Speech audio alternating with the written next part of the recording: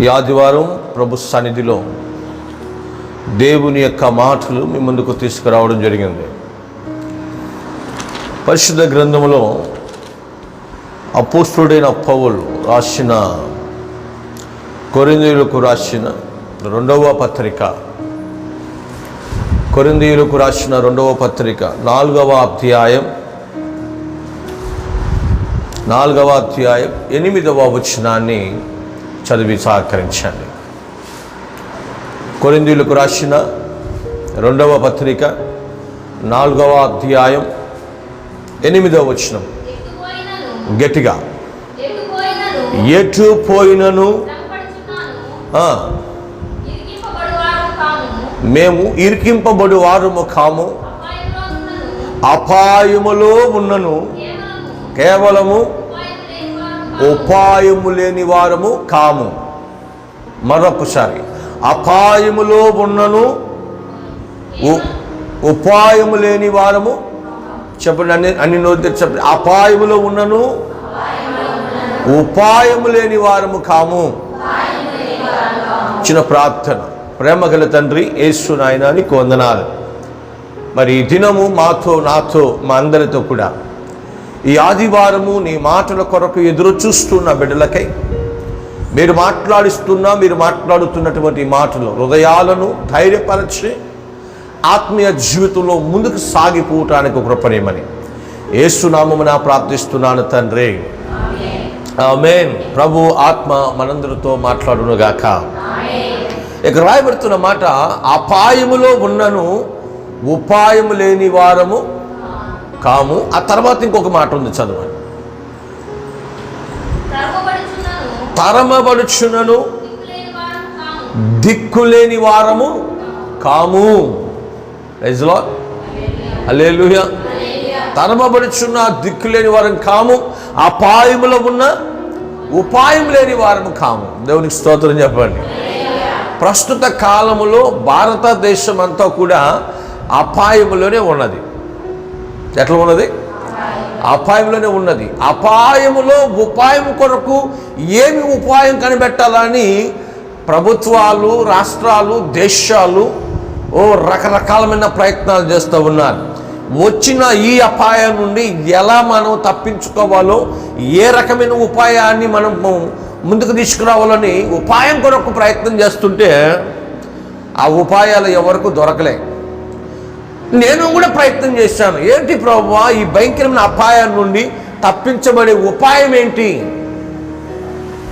రైజ్లో, ఎందుకంటే డాక్టర్లు, సైంటిస్టులు మాత్రమే కాదు పరిశోధన చేయాల్సింది, సేవకులు కూడా చేయాల. నేను కూడా దేవుని దగ్గర అడుగుతూ చేశాను. ఏంటి ప్రభువా, ఎవరెవరో ఎన్నెన్నో ప్రయత్నాలు చేస్తున్నారు. కొంతమంది ఏమో మందు ఉంటున్నారు కానీ ఆ మందు పని చేయదని కూడా అంటా ఉన్నారు. మరి అది రావటానికి ఆలస్యం అవుతుంది అన్నారు. కానీ ఈ భయంకరమైన అపాయం నుండి తప్పించుకునే ఉపాయం ఏంటని అడిగా దేవుణ్ణి. దేవునికి స్తోత్రం చెప్పండి. ఈ మాట, ఈ వాక్యము ప్రతి బిడ్డ శ్రద్ధగా విని ఈ అపాయం నుండి తప్పించుకునే ఉపాయాన్ని కనిపెట్టుకుంటున్నాడు. దేవుడు బయలుపరిచాడు. ఆమేన్, హల్లెలూయా. ఏంటి ఆ ఉపాయం అని అడిగాను. ప్రభువు నాకు బయలుపరిచిన మాటల్ని మీకు బయలుపరుస్తున్నాను. ఎందుకంటే దేవుని వాక్యం జ్ఞానంతో కూడినది. దేంతో కూడినది? జ్ఞానంతో కూడినది. ఈ అపాయం నుండి తప్పించే ఉపాయం ఏంటయ్యా అని దేవుని అడిగినప్పుడు దేవుడు నాకు ఇచ్చిన మాటలను ఈరోజు మీకు నేను అప్పగిస్తున్నాను. అయితే ఈ మాటలు విన్న తర్వాత నీ ఇల్లు అపాయములో పడకుండా, నీవు అపాయములో పడకుండా ఒక ఉపాయాన్ని మీకు ఇస్తున్నా. ఈ ఉపాయాన్ని ప్రయత్నం చేయండి. తప్పక భారతదేశాన్ని మనం కాపాడుకోగలము. ఈ మాటలు విని ఆ ప్రకారం చేస్తున్న వారు, ఖచ్చితంగా ఉపాయాన్ని ప్రయత్నం చేసిన వారు దీవించబడుదురుగాక. హల్లెలూయా. అపాయాలు అనేకమైన వస్తాయి భూమి మీదకి అని చెప్పబడింది బైబిల్ కూడా. రకరకాలమైన అపాయాలు వస్తాయి. ఆ అపాయాలన్నీ వల్ల చాలామంది వేదన కలుగుతారు, శ్రమలు వస్తాయి, బాధలు వస్తాయి, ఇబ్బందులు వస్తాయి, భయంకరమైన శోధనలు వస్తాయి, అపాయాలు వస్తాయి. కానీ అపాయం వచ్చిన స్థలములో ఉపాయాన్ని కూడా పెడుతున్నాను అన్నాడు దేవుడు. అయితే ఏంటా ఉపాయం అని ఇంతవరకు ఎవరు కనిపెట్టట్లే. ఇంతవరకు ఎవరు కనిపెట్టలే. కానీ ఆత్మీయ దేవుడు ఈరోజు మనకి ఇస్తున్నటువంటి మాట, నీకు ఒక ఉపాయం మాత్రమే ఉన్నది ఆ అపాయాన్ని తప్పించుకోవటానికి. ఆమేన్. హల్లెలూయా, హల్లెలూయా. తిమోతికి రాసిన రెండవ పత్రిక 3వ అధ్యాయం 1వ వచనాన్ని చదవండి. అంత్య దినములలో అపాయకరమైన కాలము వచ్చునని తెలుసుకొనుము.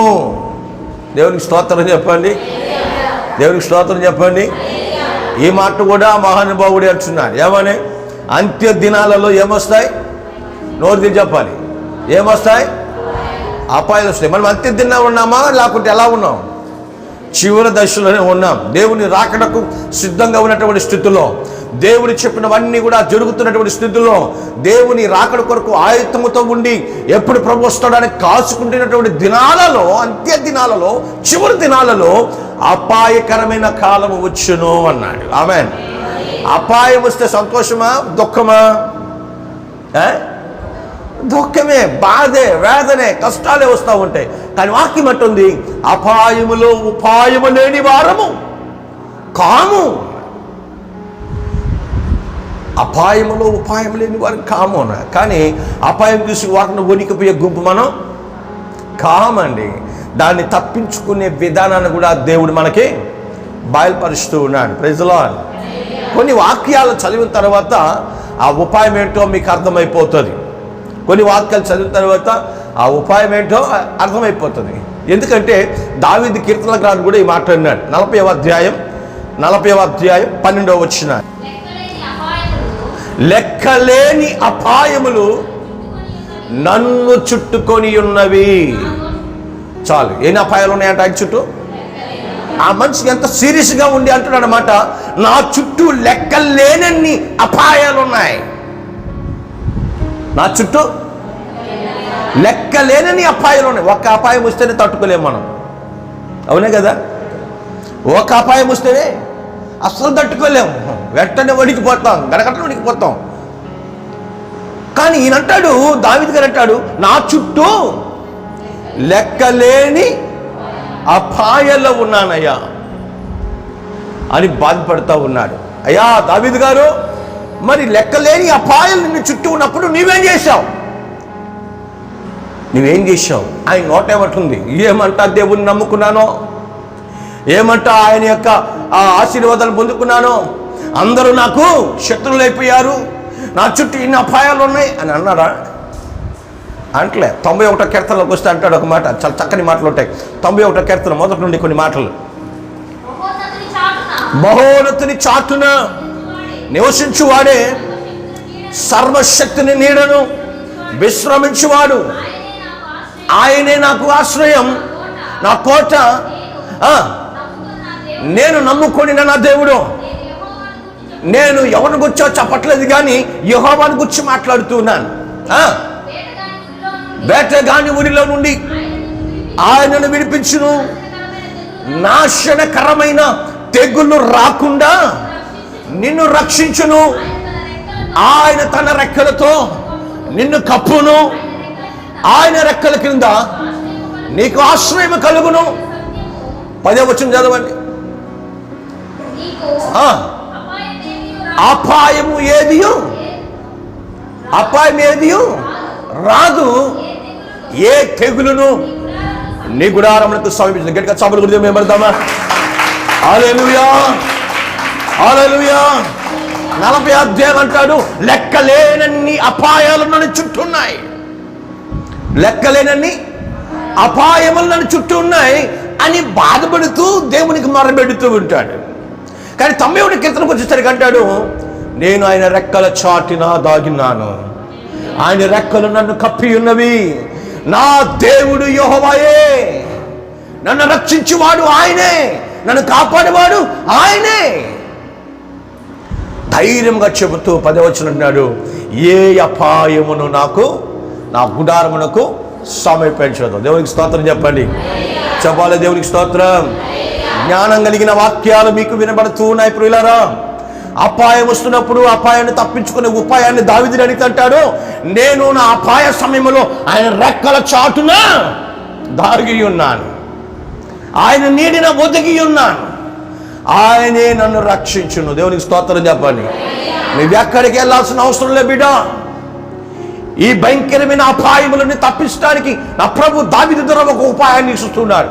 శ్రమ వస్తున్నప్పుడు, అపాయం వస్తున్నప్పుడు నువ్వు చేయవలసిన పని, ఆయన ఉపాయం చెప్తున్నమాట, ఆయన రెక్కల కిందకు వచ్చేయాలి. ఆమెన్ చెప్పండి. ఆమెన్. హల్లెలూయా, హల్లెలూయా. కానీ ఆ బైబిల్ చెప్పిన మాటకి మన ప్రవర్తనకి అంతా కూడా విరుద్ధంగా కనబడుతుంది. అపాయం వచ్చినప్పుడు రారు మందిరానికి, అపాయం వచ్చినప్పుడు దేవుడితో మాట్లాడారు.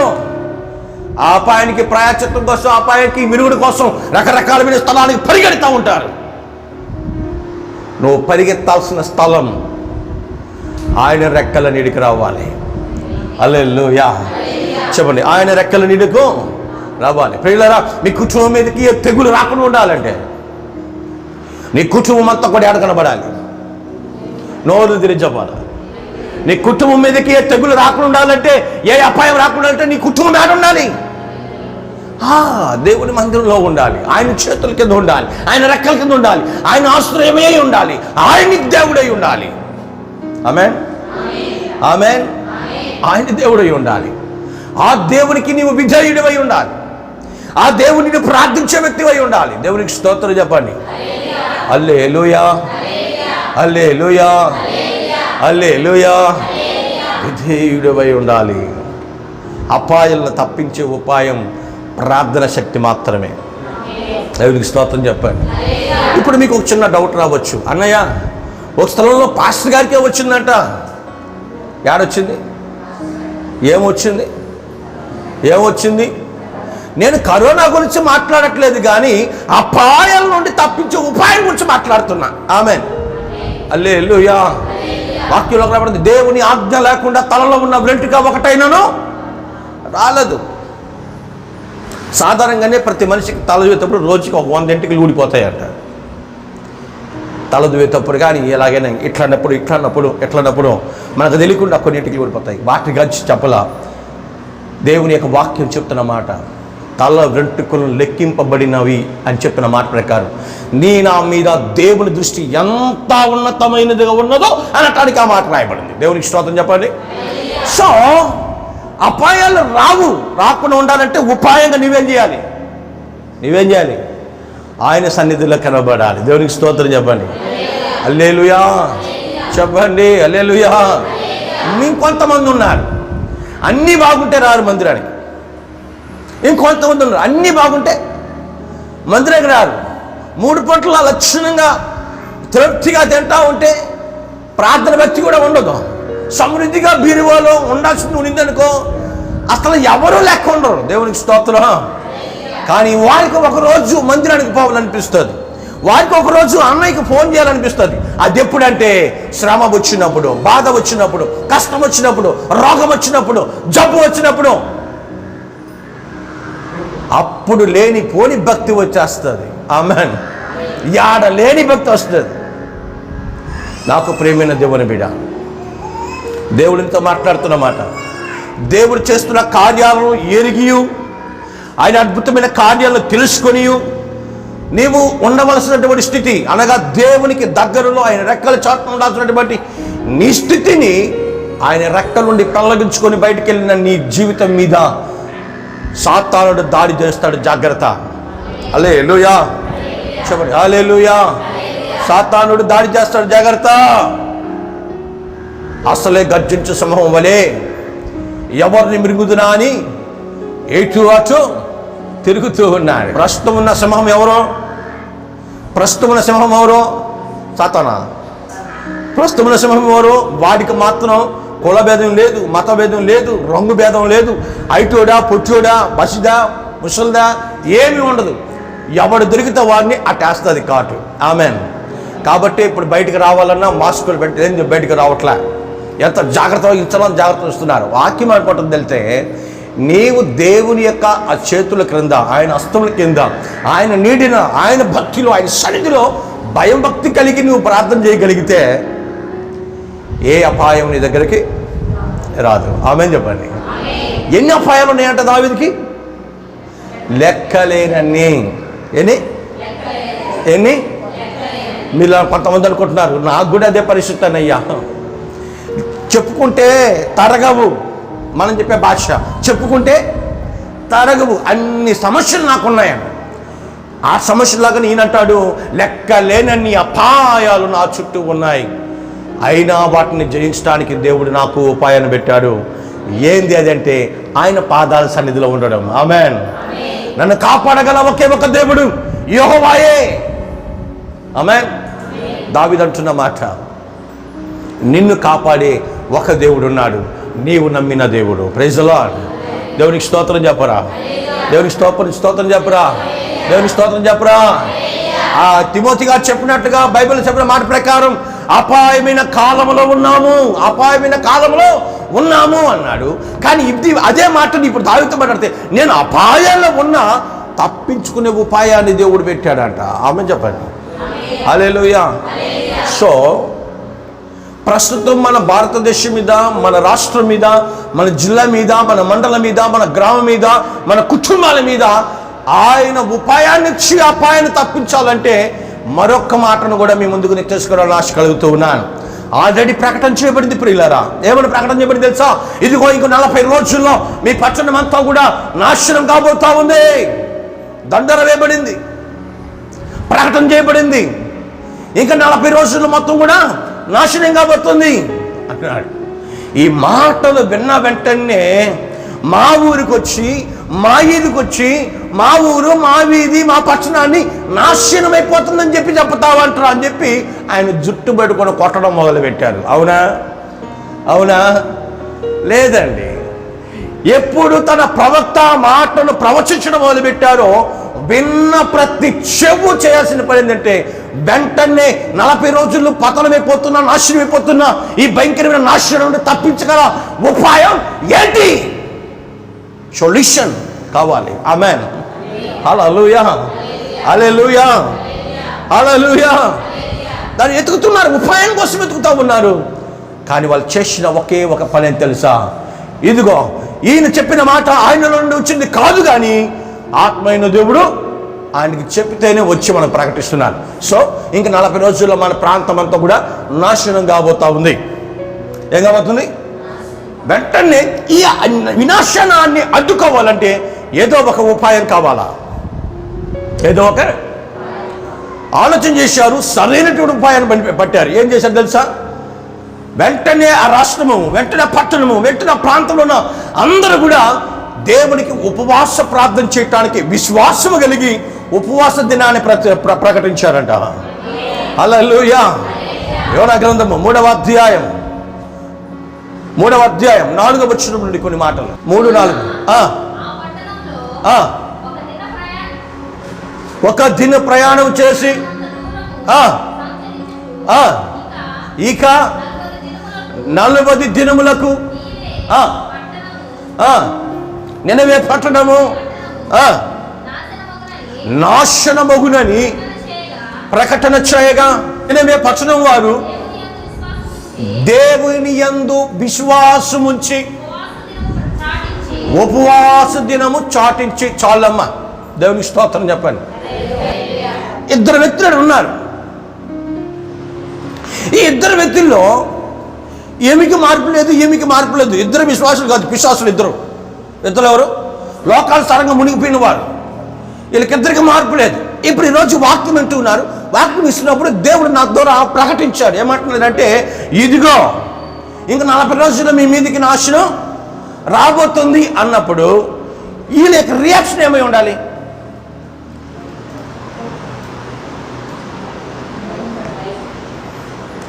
వీళ్ళ రియాక్షన్ ఏమై ఉండాలి?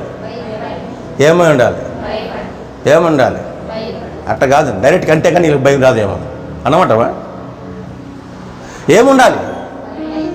భయం వచ్చి నన్ను చూసి వణికి, ఓయమ్మో ఈయన ఈ మాట అంటాడు, ముందు ఈయన కంటి ముందు ఉండకుండా పారిపోవాలి. దేవుడు నీకు మేలు చేస్తున్నాడు, నీకు మంచి జరగబోతుంది అన్నా అనుకో, మొహంలో ఏమొస్తుంది? నీకంతా క్షేమమే జరగబోతుంది. నీకేమొస్తుంది? ఏమొస్తుంది? భయం వస్తుందా? అమ్మో నాకు మంచి జరగబోతుంది భయం వస్తుందా? ఏమొస్తుంది? సంతోషం వస్తుంది. ఇప్పుడు వాక్యం వినండి. ఇతను వచ్చి ప్రకటిస్తున్నాడు 40 రోజుల్లో నాశనం కాబోతున్నారు అన్నప్పుడు ఆ పట్టణస్థులకు రావాల్సిన ఫీలింగ్ ఏంటి? భయం రావాలి కదా. ఏ రావాలా? భయమే వచ్చింది. ఏమొచ్చింది? భయం వచ్చి ఇప్పుడు ఏమొచ్చిందంటే భక్తి వచ్చింది. ఏమొచ్చింది? Hello, praise lord. మనుషులకు భక్తి ఉంటే భయం ఉండదు, భయం ఉంటే కూర్చోండి. భక్తి ఉంటే భయం ఉండదు, భయం ఉంటే భక్తి ఉండదు. ఇప్పుడు నిన్నవే పట్టిన వారికి వచ్చింది ఏం తెలుసా? భయం వచ్చింది. మొదట ఏమొచ్చింది? భయం వచ్చేసింది. ఈ భయాన్ని తీసుకున్న వీరు వెంటనే ఆ మనిషిని లేపేయాలా అనకుండా భక్తి కలిగి ఉపాయాన్ని సంపాదించుకుంటున్నారు. మన మీదకి పంపిన ఈ భయంకరమైన శాపము తొలగిపోవాలంటే మనం ఇంకా విచ్చలవిడిగా బ్రతకకూడదు. ఆమేన్. దేవుని కోపం రగులుకుంది కాబట్టి పంపించాడు. చెప్పేసేయ్, చెప్పి చేస్తున్నాడు, చెప్పకుండా చేసేవాడు కాదు మనోడు. ఆమేన్. ఏది చెప్తాడో అది చేస్తాడు. చెప్పింది చేసే దేవుడు మన దేవుడు. ఆమేన్. చెప్పి చేస్తున్నాడు. ఏమని తెలుసా? ఇంక 40 రోజుల్లో మీ పప్పులు ఉడికేది. ఆమేన్. మొత్తం కూడా నాశనం కాబోతున్నారు. చెప్పు అన్నాడు. వెళ్ళాడు, చెప్పాడు. వస్తున్నప్పుడు నినవే పట్టణస్థులకు కలిగిన జ్ఞానోదయం ఏంటంటే వారు అప్పటి వారికి చేసినటువంటి దుర్మార్గ పనులు, వారు అప్పటి వారికి చేసినటువంటి అన్యాయ పనులు, వారు అప్పటి వారికి చేసినటువంటి ప్రతి అతిక్రమమును భయము కలిగి భక్తి కలిగి ఉపవాస ప్రార్థన వాటన్నిటినీ సమర్పణ చేశాడు, ప్రతిష్టపరిచాడు. ప్రభువా, ఈ యొక్క అన్నిటిని ఒప్పుకుంటున్నా, మేము ఇక మీట అలాంటి పొరపాట్లు చేయము. ఆమేన్ చెప్పరా? ఆమేన్ చెప్పరా? ఎప్పుడు సమర్పణ చెప్పుకున్నది? భయం పుట్టినప్పుడు. కానీ నేటి క్రైస్తవుల్లో భయం ఉందంటావా?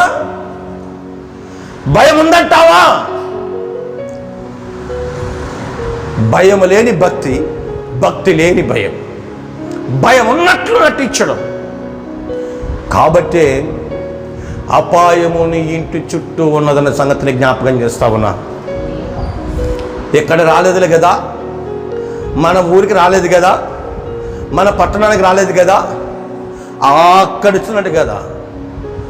ఎంతసేపు నీ ఇంటి ముందు నిలబడాలో వాడికి క్షణంలో వచ్చేస్తాడు. Praise lord. అపాయం వచ్చిన తర్వాత చిక్కిలించడం కన్నా అది రాకముందే ఉపాయములో ఉండి ప్రార్థనా బలముతో దాన్ని నీ ఇంటికి, నీ గ్రామానికి, నీ పట్టణానికి రాకుండా దాన్ని తొలగించాలి. దేవునికి స్తోత్రం చెప్పండి. హల్లెలూయా చెప్పండి. హల్లెలూయా, హల్లెలూయా. నినవే పట్టణస్థులు అక్రమస్తులు అయినప్పటికీ కూడా ప్రవక్త చెప్పిన మాటకు భయం కలిగి ఏముంచారట? మొదట విశ్వాసం ఉంచారు. ఏముంచారు? విశ్వాసం ఉంచారు. విశ్వాసం ఎలా విశ్వాసం అంటే ఆ చివరి భాగం వరకు చదివితే, ఆ వాక్యాన్ని అలా తిన్నగా చదువుతూ వస్తే అక్కడ రాజు అంటాడు, రాజు ఆ విషయం వినిన తరువాత తన సింహాసాన్ని వదిలి తన వస్త్రములు, రాజు వస్త్రములు విప్పి నేలను కూర్చొని ఆ ఉపవాసములను కూడా ఆయన కూడా పాటించాడు. మాత్రమే కాదు, మంత్రులను వారి యొక్క జ్ఞానులు అందరికీ చెప్పాడు, మీరు కూడా ఉపవాసం ఉండండి. మాత్రమే కాదు, బర్రెలు, గొర్రెలు, మేకలు, జీవాలు అన్నీ కూడా మేతకు పోలే. మేతకి అన్ని పాస్టింగే. ఆమె చెప్పండి. ఎందుకంటే కుటుంబంలో అవి కూడా ఇంపార్టెంటే కదా. కుటుంబంలో ఏ కూడా ఇంపార్టెంట్. మన జీవాలు కూడా మనకి ఇంపార్టెంట్. ఎందుకంటే కొంతమంది జీవనమే ఆ పాలు పిండి, ఆ పాలు పోయడం ద్వారా 4 రూపాయలు వస్తుంటాయి. మనుషులకి జ్వరం వచ్చినా, మనుషులకి ఇబ్బంది వచ్చినా పెద్ద కంగారు పడ్డ కానీ వాళ్ళ బొర్రెలకో ఇబ్బంది వచ్చిందనుకో, వాళ్ళ ఫీలింగ్ మారిపోతుంది. నీకు బ్రతికించుచున్న ప్రతి దానిని దేవుని కొరకు ఏం చేయాలంటే ఉపవాస ప్రార్థనలో వాటిని కూడా ఏకీభవించాలి. దేవునికి స్తోత్రం చెప్పండి. కానీ ఈరోజు సంఘాలు అది కనిపట్ల. స్త్రీలు మాత్రమే ప్రార్థనకు వస్తున్నారు, పురుషులను పనులకు పంపిస్తున్నారు. ఏమ్మా మీ ఆయన ఎక్కడంటే ఆయన బరిగొడ్డుని దొరుకుని పోయాడనయ్యా. ఏం దొరుకుని పోయాడు? వాక్యం ఏమంటుంది? ఉపవాసం తిన్నాను, అవి కూడా ఉపవాసం ఉండాలి కదా. ఒక పూట గడ్డి అయిపోతేమి, ఇది ఒక సాకు. ఆదివారం పూట బర్రెలు దొరుకుని పోతారు. నువ్వు బొమ్మ, నేను ఇక్కడ పోతానా? నువ్వు వెళ్ళియా, నేను వెళ్తానా? నీకు మాత్రం అంటే సగం సగం ఆశీర్వాదాలు వద్దు, సంపూర్ణమైన ఆశీర్వాదాలు రావాలంటే మర్యాదగా దేవుని సన్నిధిలో కనబడాలి కుటుంబం అంతా. దేవునికి స్తోత్రం చెప్పండి. ఇది ఒక స్టైల్ అయిపోయింది. స్త్రీలు మాత్రం మందిలోకి వచ్చి ఆరాధించడం, వీళ్ళు ఇక్కడికి చేసి ఏడు చేసి ప్రార్థిస్తారు. మా ఆయన్ని కాపాడు, మా పిల్లల్ని కాపాడు, వాడు మాట అంటలేదు, వాడిని కాపాడు, వీడి మాట అంటలేదు. నువ్వు అది చేయాల్సింది. కుటుంబ సమేతంగా ప్రభు సన్నిధిలో ప్రార్థన చేసినప్పుడే నీ ఇల్లు అపాయాల నుండి ఉపాయంగా తప్పించుకోవటానికి దేవుడు ఒక గొప్ప మార్గాన్ని చూపిస్తాడు. ఆమేన్. ఈరోజు ఆ ఉపాయాన్ని ఎవరు పాటించట్లే, ఎవరు కూడా పాటించట్లే. పాటించాల్సినటువంటి విధానం వాళ్ళు చెప్తున్నారు. నినవే పట్టణం వారు భయం కలిగి విశ్వాసముతో ఉపవాస ప్రార్థన చాటింపు చేశారు. ఎవరెవరు కూర్చున్నారంటే ఆల్మోస్ట్ ప్రజల్లో ఉన్న ప్రతి ఒక్కరూ ఉపవాసం కూర్చున్నారు. కారణం ఏంటంటే నువ్వు కానీ ఆ రోజు ఫాస్టింగ్లో పాల్గొనకపోతే ఎవరైతే మొరపెడుతున్నారో వారు సేఫ్ జోన్లో ఉంటారు. ఎవరైతే కేర్లెస్గా తీసి పక్కన పెడతారో, పట్టించుకోవడం వెళ్తారో ఖచ్చితంగా ఉన్న అడ్డుకుంటుంది. ఆ భయం వారికి ఉన్నది ఆ రోజు. కాబట్టి అంతా కూడా ఫాస్టింగ్ ఉన్నారు. నా కోడి నాశనం కాకూడదు, నా గొర్రె నాశనం కాకూడదు, నా మేక నాశనం కాకూడదు, నాకున్న బర్రెలు నాశనం కాకూడదు, నాకున్న ఏది కూడా నాశనం కాకుండా ఉండాలంటే అన్ని ఫాస్టింగ్, అన్ని ఉపవాసాలు కలపాలి. ఆ అమ్మాయిని చెప్పండి. కుర్చీలలో కూర్చొని ఉపవాసం వల్ల ఏడ కూర్చున్నారంట? సింహాసనాన్ని వదిలిపెట్టి కింద కూర్చొని దేవుని ఎదుట మొరపెట్టడం మొదలుపెట్టారు. లేఖనం చెప్పబడుతుంది, వారు మొరపెట్టిన కారణం చేత దేవుడు వారి మీద కనికరపడి వారికి జరగాల్సినటువంటి 40 దినాల్లో జరగాల్సిన ఆ అపాయాన్ని రాయక దేవుడు తప్పించినట్లు కనబడతా ఉంది. దేవునికి స్తోత్రం చెప్పండి. దేవుడు వారి మీదకి రావాల్సిన అపాయాన్ని తొలగించాడు. సో మన మీద ఉన్న అపాయాన్ని తొలగిపోవాలంటే ఉపాయము ప్రార్థన బలమే కావాలి. దేవునికి స్తోత్రం. హల్లెలూయా. 121వ అధ్యాయం 121వ అధ్యాయం 7వ వచనం. 121వ అధ్యాయం 7వ వచనం. ఏ అపాయము రాకుండా యెహోవా నిన్ను కాపాడును. కాపాడును. ఏ అపాయం రాకుండా కాపాడుతాడు. ప్రైజ్ లార్డ్ చెప్పండి. Praise lord. ఏ అపాయం కాపాడటానికి దేవుడు సిద్ధమే. ప్రార్థించటకు నీవు సిద్ధమా? ఉపవాసంలో గడపటానికి నీవు సిద్ధమా? దేవుని సన్నిధిలో ఆయన రెక్కల నీళ్ళలో నివసించడానికి నీవు సిద్ధమా? ఉపాయాన్ని బయట పెడుతున్నాడు. ఆ ఉపాయాన్ని అవకాశంగా తీసుకోండి. అంటే తప్పించబడిన తర్వాత మరలా యథావిధిగా మరలా పాపంలో పడిపోవడం. ఈరోజు పరిస్థితుల్లో క్రైస్తవ కుటుంబాలన్నీ కూడా ఎలా ఉంటాయి? మందిరానికి వెళ్తున్నప్పుడు ఏదో రోగం బాగోవాలని, ఏదో వ్యాధి బాగోవాలని, ఏదో ఒక అనుకున్న కార్యం సక్సెస్ అవ్వాలని మృక్కుబడులతో మందిరానికి వస్తున్నారు. దేవుడు కరుణామయుడు కాబట్టి, ఆశ్చర్యకరుడు కాబట్టి, గొప్ప కార్యం దేవుడు కాబట్టి ఆయన మందిరంలో చేరి ప్రార్థిస్తున్న వారికి వారి అవసరతలు తీర్చేసిన తర్వాత నీకు ఒక నమస్కారం అని చెప్పేసి పక్కకి వెళ్ళిపోతున్నా. అలాంటి వారు క్రైస్తవులు అస్సలు కానే కారు. హాస్పిటల్కి ఎంతోమంది రకరకాలమైన వాళ్ళు వస్తుంటారు. వారికి ఉన్న జబ్బుకు మందులు తీసుకుని వెళ్ళిపోతూ ఉంటారు. కానీ ఏ రోజు కూడా పలానా డాక్టర్ నేను బతికాలని చెప్పి కృతజ్ఞత ఉంటారంటారా? ఉంటారా? లేదు. ఎందుకు ఉండరు అంటే అతను నాకు ఇంజక్షన్ చేశాడు, అతను నాకు మాత్రలు ఇచ్చాడు కాబట్టి నేనేమి ఇచ్చాను ఎవరన్నా తెలిసి డబ్బు ఇచ్చా కాబట్టి, నేను డబ్బు ఇచ్చాను కాబట్టి తనకు మెడిసిన్ ఇచ్చాను, నేను బాగైపోయాను కాబట్టి అతనికి నేను రుణపడి ఉండాల్సిన అవసరం. ఈరోజు మందిరాలు అలాగే అయిపోయాయి. వస్తారు, బాగలేక వస్తారు, ఇబ్బందులతో వస్తారు, కష్టంతో వస్తారు, బలహీనతో వస్తారు, రోగాలతో వస్తారు, అన్ని రకాలకు వస్తారు. వచ్చి ప్రార్థన చేయించుకుని ప్రార్థన చేసిన తర్వాత దేవుడు కార్యం చేసిన తర్వాత కృతజ్ఞత కూడిక ఒకటి పెడతారు. ఏ కూడిక? దాంట్లో ఎంతో దేవుడు ప్రేరేపించిన కానుక పెట్టేస్తారు. అయిపోయింది. పాస్టర్ గారు నువ్వు ప్రార్థన చేసావు, నీకు కానుక పెట్టేస్తే నీకు నాకు చెల్లు. ఇక మళ్ళీ పాత రీతిలో తన బతుకు మారిపోతా ఉంది. అలాంటి వారి క్రైస్తవులు అస్సలు కారు. అందుకే దేవుడు చెప్తున్నాడు, రోగాల కోసం, వ్యాధుల కోసం ప్రార్థన చేయడం మానాలి. మారు మనసు కోసం, క్రీస్తులో బ్రతకడం కోసం, క్రీస్తు కొరకు ప్రాణాలు ఇవ్వడం కోసం ఎవరైతే వస్తారో వాళ్ళు నిజమైన క్రైస్తవులు. చప్పట్లు కూడా దేవుని పెడదామా? హల్లెలూయా. స్వార్థపరంగా ఏదో పొందుకోవాలని మందిరానికి వచ్చేవాడు క్రైస్తవుడు కాదు. ఆయన కొరకు నా ప్రాణం పెడతారని యేసు ఎలాగైతే మన కొరకు ప్రాణం పెట్టాడో అలాగే ఆయన కొరకు ప్రాణం పెట్టగల తీర్మానం చేయబడిన నిజమైన క్రైస్తవుడు అవుతాడు. ఆమేన్, హల్లెలూయా. ఆ లెక్క వేసినప్పుడు మందిరాలలో బహుశా సంఖ్య ఎన్ని అవుతాయి? తగ్గిపోతాయి. నామకార్థం క్రైస్తవులు ఎక్కువైపోయారు.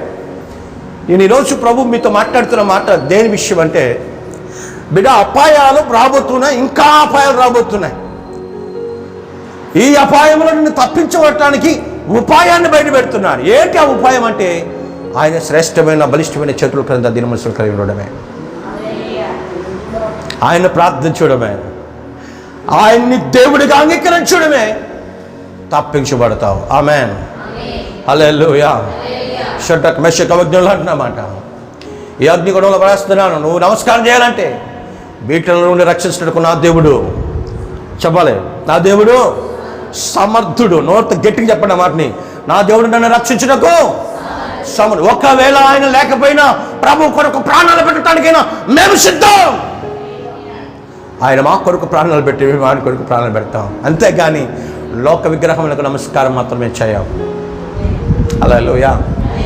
నిజంగా క్రైస్తవుడు, ఇలాంటి కమిట్మెంట్తో ఉన్న వాడి నిజమైన క్రైస్తవుడు. ఆ ప్రాణాలు ఇస్తాం. ఎప్పుడు తెగింపు కలిగి వచ్చాడో లోపల పడేసిన తర్వాత వారి విశ్వాసాన్ని బట్టి దేవుడు దూతను పంపించాడు. వాక్యం రాయబడుతుంది, ఆ అగ్నిగుండములో నడుస్తున్న తానుకు తల వెంట్రుకైనను కాల్చబడలేదు. ఆమేన్. వారు వేసుకున్న నిలువుటి అంగి అయినను కాల్చబడలేదు. వేసింది ముగ్గురు, లోపల నలుగురు కనబడుతున్నారు. పగపట్టిన వారి ఆశ్చర్యపోయింది, ఏంటి ప్రభు మనం వేసిన ముగ్గురుని కదా, నలుగురు ఉన్నారేంటి? ఇప్పుడు ఆయన అంటున్నమాట, షడ్రక్ మెషక్ అబేద్నెగోలు చేసినటువంటి ప్రార్థన చేస్తున్న యెహోవా శ్రేష్ఠుడు. ఆమేన్. వెంటనే మంటను ఆపి వారు పైకి తీస్తే క్షేమముగా ఉన్నారు. హల్లెలూయా, హల్లెలూయా. బాబు మీరు ఎలా కాల్చబడలేదంటే ఏముంచారంట, మేము దేవుని యందు పెట్టిన విశ్వాసం బలమైనది. ఆమేన్ చెప్పరా, మా విశ్వాసం బలమైనది. ఆయనకు దేవుని కొరకు చావటానికి కూడా సిద్ధపడ్డాము, కానీ దేవుడు మమ్మల్ని చావనివ్వాల, గాయాలు కూడా పడనివ్వాల, తల వెంట్రుక కూడా కాలనివ్వాల, అంగి కూడా కారణం ఏంటంటే మేము పడిన వెంటనే మాతో పాటు దేవుని దూత ఉంది. ఆమేన్, హల్లెలూయా. నాకు ప్రియమైన దేవుని బిడ్డ, ఈ చుట్టుపక్కల ఒకవేళ అపాయం వచ్చినా నీ చుట్టూ దేవుని తన దూతలను కాపలా ఉంచున్నాడు. సభలో నిలబడదామా? హల్లెలూయా. నీ చుట్టూ దేవుడు తన యొక్క దూతలను కాపలా ఉంచున్నాడు. భయపడగా. దేవులో ఉన్నవాడు ఎక్కడ కూడా భయపడరు. ఆమేన్, హల్లెలూయా. భయపడరు. ఆయన దూతలు నీతో ఉన్నాయి. ఆయన దూతలు నీతో ఉండాలంటే నీవు విశ్వాసం కలిగిన వారై ఉండాలి. ప్రైజ్ ది లార్డ్, హల్లెలూయా, హల్లెలూయా. విశ్వాసం కలిగిన వారై ఉండాలి. దేవునికి స్తోత్రం చెప్పండి. ఎంత గొప్ప విశ్వాసం, ఎంత గొప్ప విశ్వాసం. సామెతల గ్రంథంలో ఒక మాట చదువుదామా? సామెతలు 19వ అధ్యాయం 23వ వచనం. యెహోవా యందు భయము భక్తి కలిగి ఉండుట అది తృప్తుడై అపాయము లేకుండా బ్రతుకును. గట్టిగా చప్పలు కొట్టి హల్లెలూయా. దేవుని యందు భయము భక్తి కలిగి వాడు అపాయం లేకుండా బ్రతుకును. ఆమేన్, హల్లెలూయా, హల్లెలూయా. ఉపాయం వచ్చిందా? అపాయం నుండి తప్పించే ఉపాయం వచ్చిందా రాలేదా? వచ్చిందా రాలేదా?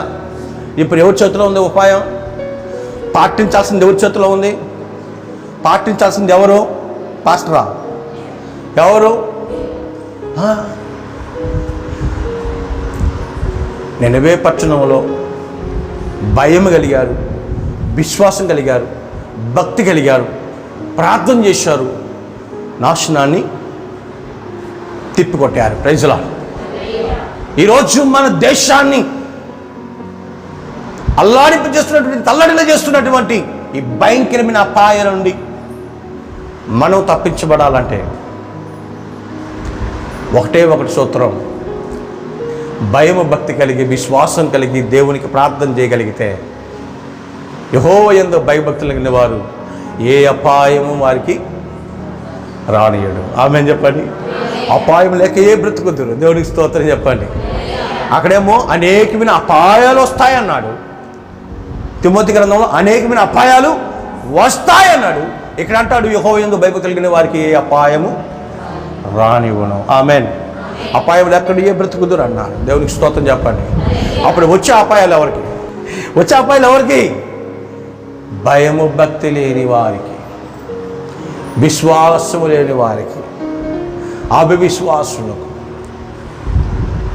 కాబట్టి విశ్వాసులకు, తన బిడ్డలకు, ఆయన్ని ప్రేమించే బిడ్డలకు అంతోని బాబు ఈ మాట వాళ్ళకు చెప్పన్నాడు.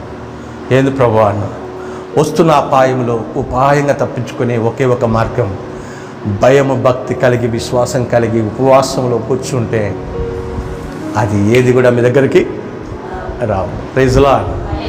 తల్లడిల్లిపోతున్నటువంటి భయాందోళన కలిగిన మనకి దేవుడు ఒక గొప్ప ధైర్యాన్ని కలుగజేస్తూ ఉన్నాడు. ఆమేన్. దేవునికి స్తోత్రం చెప్పండి. గొప్ప ధైర్యం. 27వ అధ్యాయం 12వ వచనం, సామెతల గ్రంథం 27వ అధ్యాయం 12వ వచనం. బుద్ధిమంతుడు అపాయము వచ్చుట చూచి దాగును, జ్ఞానం లేని వాడు యోచింపక ఆపదలో పడరు. ఇప్పుడు బుద్ధి ఉంటే ఏం కలిగి ఉండాలా? అపాయ సమయములో ఉపాయాన్ని కనుగొన్న వారి జ్ఞానులై ఉండాలి. దేవునికి స్తోత్రం చెప్పండి. అజ్ఞానులుగా ఏముందలే, భలే చెప్పాడులే వాక్యం అంటే నిన్ను ఎవడు కాపాడలేడు. ఇది మీ దగ్గర నుండి నాకు కావాల్సినటువంటి భలే చెప్పే మాట కన్నా ఈ వాక్యము దేవుడు ఈరోజు నాతో మాట్లాడాడు. నన్ను, నా కుటుంబాన్ని, నా బిడ్డలను, నా ఇరుగు పొరుగు వారిని రక్షించుకోవటానికి ఒకే ఒక ఆయుధం ప్రార్థన. ఆమేన్. ప్రార్థన లేని ఇల్లు దొంగల గుహగా మారిపోతుంది. ప్రార్థన లేని జీవితం ఏడుపుల మయంగా మారిపోతుంది. ప్రభు చెప్తున్న మాట, అపాయాలు వస్తున్నాయి, వాటి నుండి తప్పించబడాలంటే ఉపాయం ప్రార్థన అనే అనుభవం కావాలి. ఆమేన్ చెప్పరా? హల్లెలూయా. చాలా చక్కగా ఆయన అన్నాడు. ఏం చెప్పారంటే మళ్ళీ ఒకసారి కొరింథీయులకు రాసిన 2వ పత్రిక, కొరింథీయులకు రాసిన 2వ పత్రిక 4వ అధ్యాయం 8వ వచనం. ఎటు పోయినా శ్రమపడుచున్నా అయితే మేము ఇరికింపబడి వారము.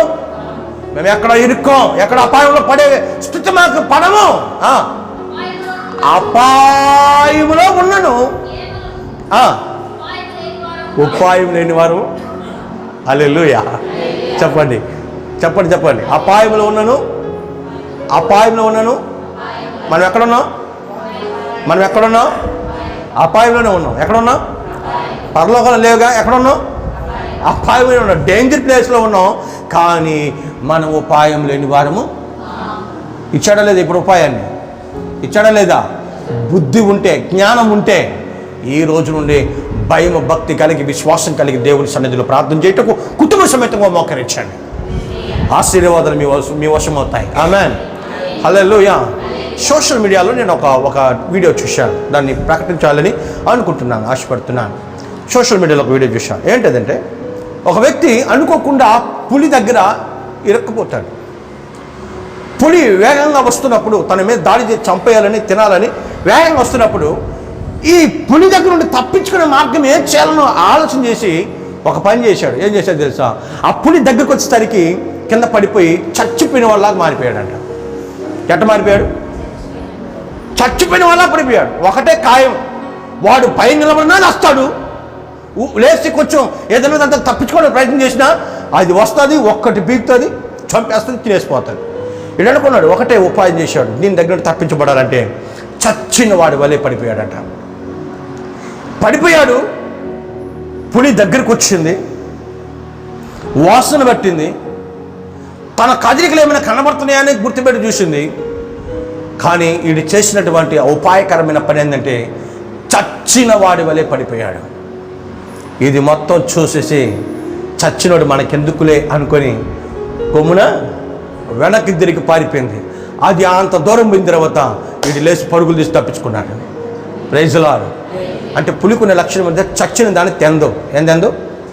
చచ్చిన దాన్ని అది ఏదైనా వేటాడే తినాలా, పులికునే లక్షణం. కానీ ఆ అపాయం నుండి తప్పించుకోవడానికి వీడికి ఉపయోగపడిన ఉపాయం ఏంటి? వీడికి ఉపయోగపడిన ఉపాయం ఏంటి? ఆ టైంలో ఉపాయం లేకుండా ఆ చెట్టు ఎక్కాలను ఈ గోడ ఎక్కాలను ప్రయత్నం చేస్తుంటే చచ్చుండేవాడు.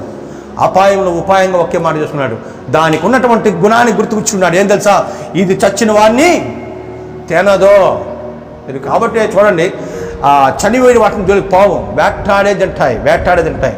ఆమేన్, ఆమేన్, ఆమేన్. వేటాడి తింటాయి కాబట్టి ఉపాయంగా పులి నోట్ల నుండి, సింహం నోట్ల నుండి, ఆ యొక్క భయంకర క్రూర మార్గం నుండి తప్పించబడటానికి ఉపాయం పనిచేసింది. ఆమేన్. కానీ దేవుడు ఈరోజు కూడా మనకు ఒక ఉపాయాన్ని ఇచ్చాడు. ప్రియులారా, ఈ భూమి మీద విస్తరిస్తున్నటువంటి అపాయం నుండి మిమ్మల్ని తప్పించడానికి ఈరోజు ఒక గొప్ప ఉపాయాన్ని ఇచ్చాడు. ఏదా ఉపాయం? భయభక్తి కలిగి, విశ్వాసం కలిగి, కుటుంబ సమేతముగా ఆయన సన్నిధిలో మోకరిస్తే ఎవరికి ఏ హాని కలగదు. సో ఆదివారం బర్రెలు విప్పడమో, గొర్రెలు విప్పడమో, మేకలు విప్పడమో, కుక్కలు విప్పడమో ఆపి క్రమంగా దేవుని సన్నిధిలో కుటుంబ సమేతంగా వచ్చి కూర్చోండి. నీ ఇంటికి దేవదూతలను దేవుడు కాపలా ఉంచి, నీ జీవాలకు ఆరోగ్యాన్నిచ్చి, విస్తరింపచేసి ఆశీర్వాదాలు చేకూర్చునుగాక. హల్లెలూయా చెప్పండి. హల్లెలూయా, హల్లెలూయా. ప్రార్థన చేయగలిగితే వెంటనే సమాధానం ఇవ్వగల దేవుడు, నినవే పక్షాన్ని దీవించిన దేవుడు మన కుటుంబాలను దీవించునుగాక. మన కుటుంబాలు దీవించునుగాక. దానికి తగినటువంటి జీవితం ఏంటిది? ప్రార్థన. ప్రార్థన చేద్దామా? ఆ ప్రార్థన నాకు కావాలి ప్రభువా, ఆ ఉపాయాలకు నేర్పించు ప్రభువా అని ప్రభు సన్నిధిలో ప్రార్థించేద్దాం. ప్రార్థన. ప్రార్థించెదను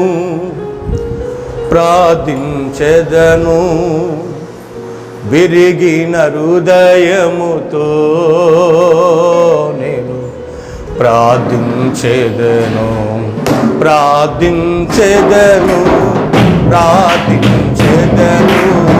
విరిగిన హృదయముతో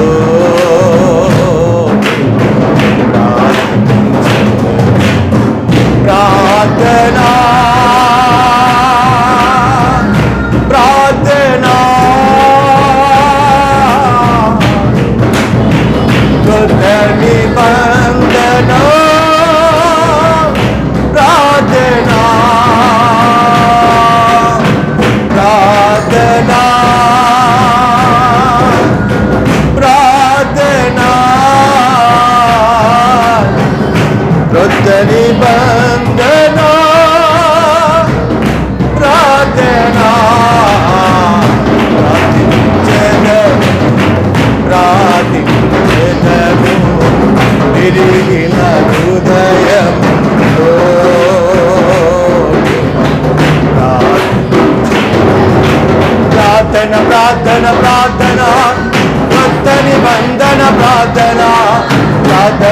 ప్రార్థన ఆది అపోస్తుల ప్రార్థన కొత్త నిబంధన ప్రార్థన ఆది అపోస్తుల ప్రార్థన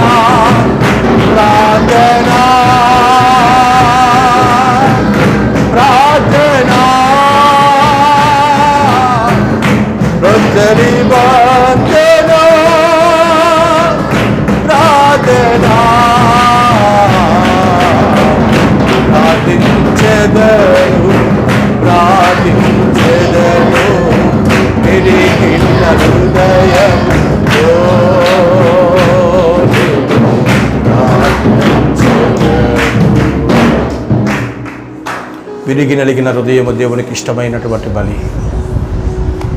భయము భక్తి కలిగి, విశ్వాసము కలిగి ఆయన రెక్కల నీడిన నివసించేవాడు, మహోన్నతుని చాటున నివసించేవాడు అపాయముల నుండి తప్పించబడతాడు.